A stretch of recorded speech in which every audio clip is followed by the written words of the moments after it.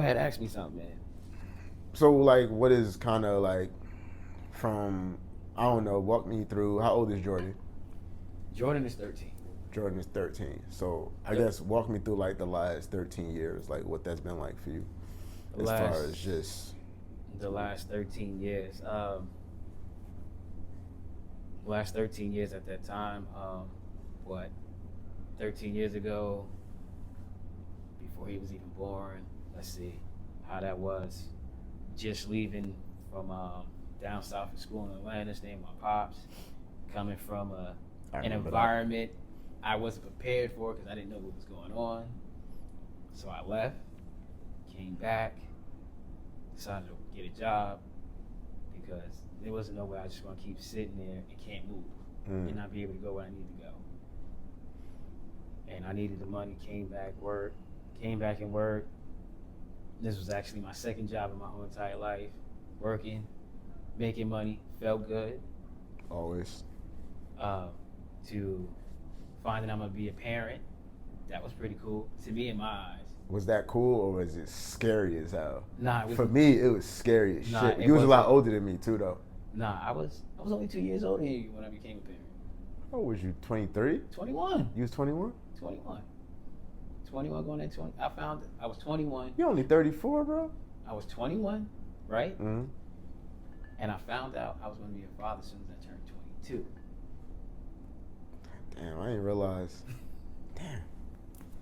So I'm old, bro. But like, I'm old as hell. but I mean, I was excited because I knew I wanted to have a child, be a parent at that age. Okay, that makes sense. I wanted to be a parent at that age. See, that was never my goal. So that's the difference. That was one of the goals that I had up until before he was born. What I was going through with dealing with his mother, how we kind of split. She moved back with her mom, went 10 hours away to another state, to taking a flight to go be there to see the birth, and how that whole experience was. You know, how I didn't want to be separated from my family. Who would be? Who And would I had want to? had to make moves to make sure that I don't have to have that type of separation and anxiety and all of that. So I made the moves for that, so I could bring them here, because I know what it's like to be in a two-parent household, Mm-hmm. and I know what it was like when my dad left and he was living in another state, and I'm here, Yeah. and I didn't want that for my son.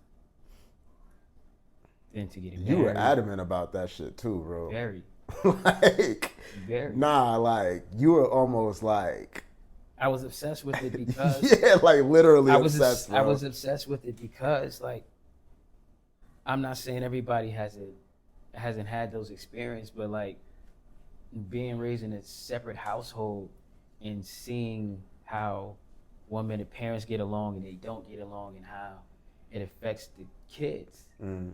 and how it affected me, and then I'm being treated a certain way. I'm not receiving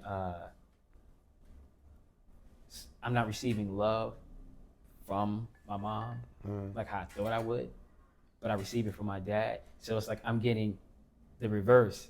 How my mom was treating me, I thought you would think my dad would be treating me that way. Yeah, because usually moms are more nurturing. And then my dad, you know, being nurturing and showing that he cared, and you know, still being firm as a man and so forth, but just showing that love. I thought I would get that from my mom. Mm. I didn't get that like that. My brothers did, but I didn't get it like Because you're the oldest. that. Unfortunately, so the oldest get You know how that go, So the bro. oldest get treated a certain way, You know how that go. and over the years, going through that whole healing process of like, okay, I got to accept it for what it is, but I don't have to take it, Mm. but I accept it for what it is. Yeah. And dealing with marriage, separating for so many years, then going into a different relationship, and then how that went, Yeah, you been through some shit, fam. And Just then- thinking about it. losing, you know, then my brother passing away and dealing with that. That creates inner demons and putting me in a dark place. I was creating my own hell with that. So how'd you come out of that though? How'd I come out of that? It was a bunch of things.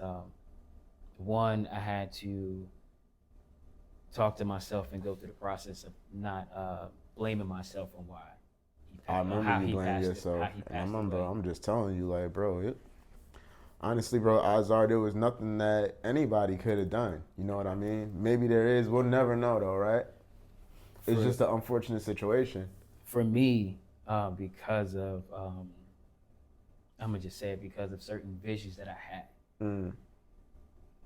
I knew I could have prevented it, but I hesitated because I decided to read up on certain things. So instead of going with my instincts, I went with what I was learning. Mm.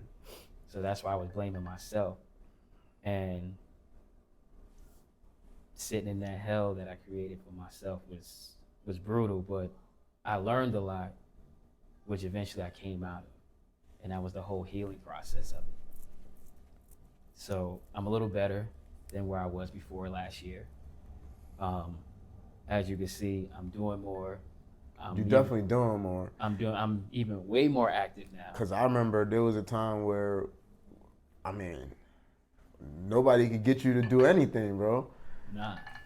Like, I used to be thinking, like, yo, what's wrong with this guy? Nah, I was You don't want to leave the house, bro?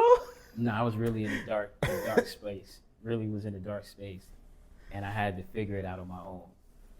Even though I did have people that reached out like you and others, but I needed to figure that out on my own to get myself out of my own hell. And then, hold on, bro. So, real quick with you, I'm about to call you out. So, let me tell you about this guy, right? Like, he's the type of person, he bottled everything, yo. So, I know, even though I know that he's obviously dealing with stuff, right? But if you call this joker, he won't tell you nothing. And how you doing? I'm good.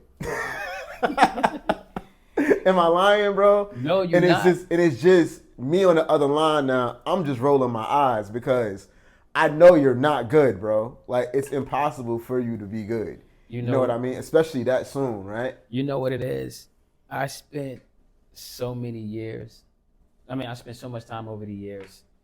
Let's say the last 8 years. Whenever I was going something, I had to psych myself out mentally and just say, I'm all right. I'm going to be all right. That's how I was operating. No matter what I was going through, I'm going to be all right. And honestly, you make it difficult. Like, as a friend, I'm like, should I just stop calling this joker? Right? So that's why you ain't hear from me I just left you alone, bro. Cause I'm like, yo, he don't want to tell you nothing, right? Like, he don't want to express nothing. So I'm like, yo, just fall back for a minute, like, leave him to his own devices, like, give you a call every now and then just to make sure you're good, shoot you a text or whatever it may be. But, like, what it is it's one, it's a pride thing for me. And I'm very private with certain things, and I don't always like to let everybody in on everything. And the reason why that is that I learned, well, not even learned, just from my experiences, how when you let people in on what's going on, people weaponize they it. Weaponize it against you. So I be damned if you're gonna sit there and weaponize what I got going on. I'm not trying to give you that ammunition for it. But best believe if you do have it, if I do allow you in and you got the ammunition for it, best believe I got bigger guns and so forth to battle. But if somebody do that though, bro, that mean that tell you all you need to know though, bro. Like, that's a person that you need to probably cut out of your life. That's you know why what I said I mean? I got bigger guns and so forth. But bro, ain't no harm in it then, right? No. If somebody turn that shit on you, right? Like, if somebody is that vile, bro. First of all, you got to be a vile human, right? For me to turn all of your inner demons and calamities against you, like, that's a person that now, all right, let me get that person on out of here. Right. So sometimes opening up, telling people stuff could work in your favor because it could. And you'll never know. I had to learn that along the way. That's why, that's why if you remember in the group chat, I had reached out to y'all, give y'all updates, and I said, I'm going to work on being a better communicator with you guys. This is something I need to work on. That was a part of the healing process. Absolutely. And that's just all through sitting in my own hell, reading. A few podcasts has helped along the way, but it was just more so reading and just trying to learn more about myself and how I operate and how that affects other people. So I had to go through all of that to heal. Yeah. It's a lot, bro. It be So- like that.